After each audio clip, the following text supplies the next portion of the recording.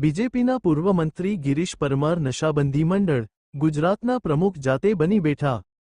રાજ્યના નશાના બંધાણી લોકોને નશાના બંધનમાંથી મુક્ત કરાવવાનું કાર્ય કરતી સંસ્થા નશાબંધી મંડળ ગુજરાતના કેટલાક ટ્રસ્ટીઓ દ્વારા આચરાયેલી ગેરરીતિઓ અને કૌભાંડના સંદર્ભમાં ગુજરાત રાજ્યના ચેરિટી કમિશનરશ્રીએ તાજેતરમાં વર્તમાન પ્રમુખ શ્રી વિવેક દેસાઈની તરફેણમાં સીમાચિહ્નરૂપ ચુકાદો આપ્યો હતો।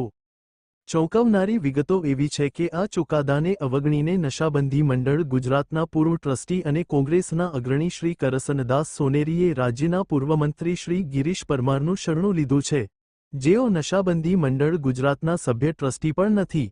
આ ટ્રસ્ટીઓએ ચેરિટી કમિશનરના આદેશ વિરુદ્ધ જઈને ગાંધીનગરમાં બેઠક બોલાવી હતી અને ગિરીશ પરમારને પ્રમુખ ઘોષિત કર્યા હતા। આ અંગેની વિગતો આપતા નશાબંધી મંડળ ગુજરાતના પ્રમુખ શ્રી વિવેક દેસાઈએ જણાવ્યું હતું કે ભાજપ અને સરકારની આબરૂનું ધોવાણ થાય તે રીતે ગિરીશ પરમારે તાજેતરમાં પોતાના બાહુબલીઓ સાથે નશાબંધી મંડળ આવી ઓફિસનો ગેરકાયદે કબજો લેવાનો પ્રયાસ કર્યો હતો। ગિરીશ પરમાર માની રહ્યા હતા કે આ મામલે પોલીસ તેમને મદદ કરશે, પણ કારંજ પોલીસે તેમને ગેરકાયદે મદદ કરવાની ના પાડી દેતા વિલા મોંડે પાછા ફર્યા હતા। આમાં આક્ષેપ એવો છે કે નશાબંધી મંડળ ગુજરાતનો હું પ્રમુખ છું અને ગેરકાયદેસર રીતે મને ટ્રસ્ટી તરીકે અને પ્રમુખ તરીકે હટાવી દેવામાં આવ્યા હતા જૂન મહિનામાં। એ પછી હું ચેરિટી કમિશનરમાં ગયો અને ચેરિટી કમિશનરે એવો ચુકાદો આપ્યો છે 7મી તારીખે 7/1/2024માં કે 25માં સોરી કે જે કંઈ પણ પ્રમુખ તરીકે તમે એમને જે હટાવ્યા છે અને બીજા લોકોને પણ હટાવ્યા છે એ પ્રમુખ તરીકે ચાલુ રહે, એમનો હોદ્દો ચાલુ રહે, નંબર 1।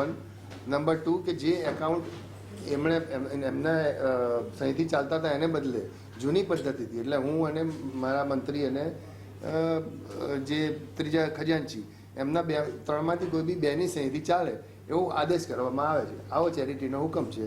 એને સામે એ લોકોએ મિટિંગ બોલાવી ગેરકાયદેસર। એક તો એના પર પણ અમે સ્ટે લાવ્યા। સ્ટે એટલે એવું કે ભાઈ મિટિંગ સંસ્થાના કેમ્પસમાં થવી જોઈએ, એને બદલે એ લોકોએ ગાંધીનગર મિટિંગ બોલાવીને એમાં ગિરીશભાઈ પરમાર કરીને ધારાસભ્ય છે, એમણે એક્સ મિનિસ્ટર અને ધારાસભ્ય એમણે પ્રમુખ તરીકે બનાવ્યા કે જે સંસ્થાના સભ્ય પણ નથી, સંસ્થાના ટ્રસ્ટી પણ નથી અને સંસ્થાના કોઈ બીજા હોદ્દા પર પણ મેં અમને આજ સુધી જોયા પણ નથી નશાબંધીમાં। તો મારો મુદ્દો એ હતો કે આ રીતે સંસ્થા પર જે આક્રમણ કરીને સંસ્થા પચાવી પાડવાની પ્રવૃત્તિ અથવા તો પોતે પણ વહીવટ કરવાની કે જે કંઈ એમની મનોકામના હોય મને નથી ખબર, પણ